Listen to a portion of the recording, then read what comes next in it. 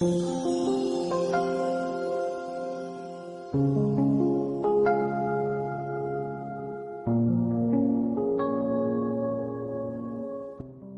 22nd.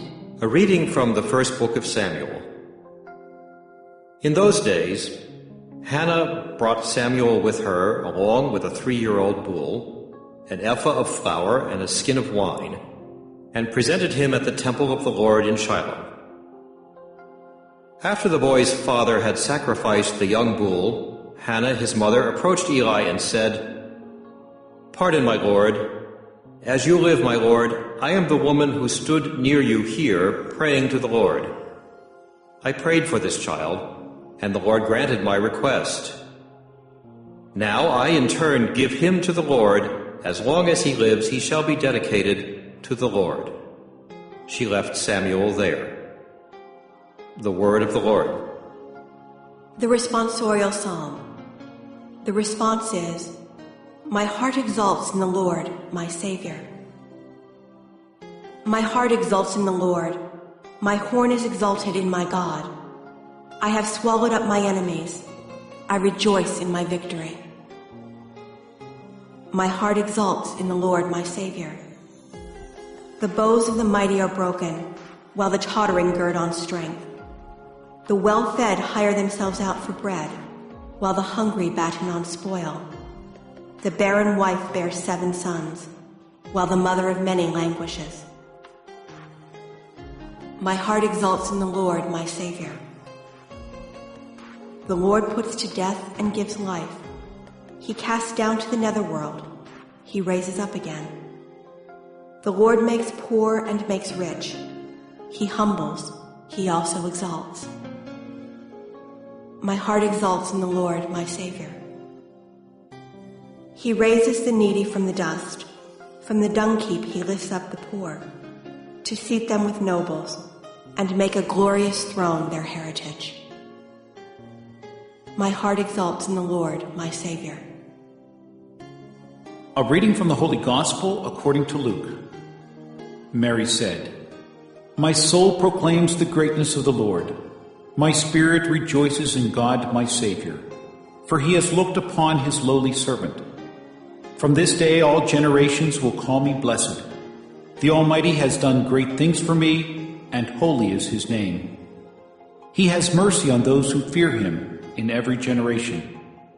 He has shown the strength of his arm, and has scattered the proud in their conceit.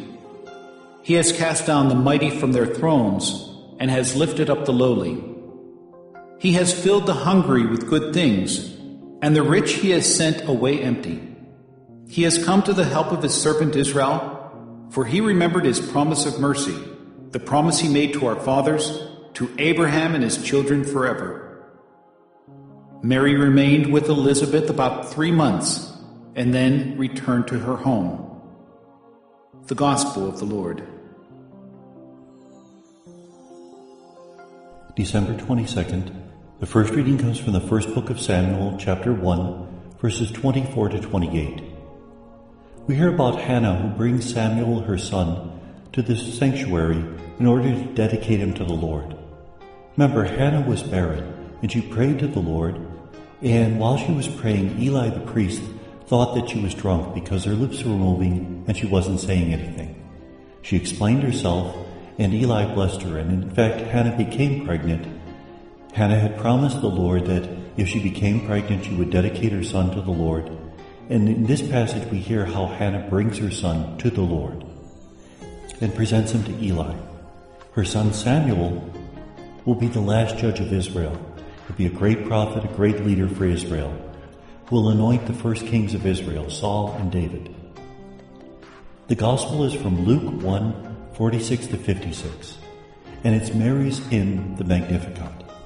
Now, the Magnificat is one of 3 hymns in the early chapters of Luke.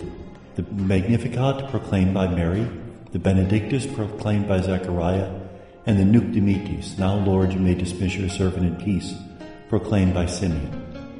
These were probably pre-existent Christian hymns that Luke took and placed in the mouths of these characters, because he felt that they well expressed the sentiments of the characters. In this particular case, The Magnificat is a hymn of the Anawim. The Anawim are the poor ones of Yahweh, who God will lift up and exalt while he brings down the mighty. And that's exactly what this hymn proclaims.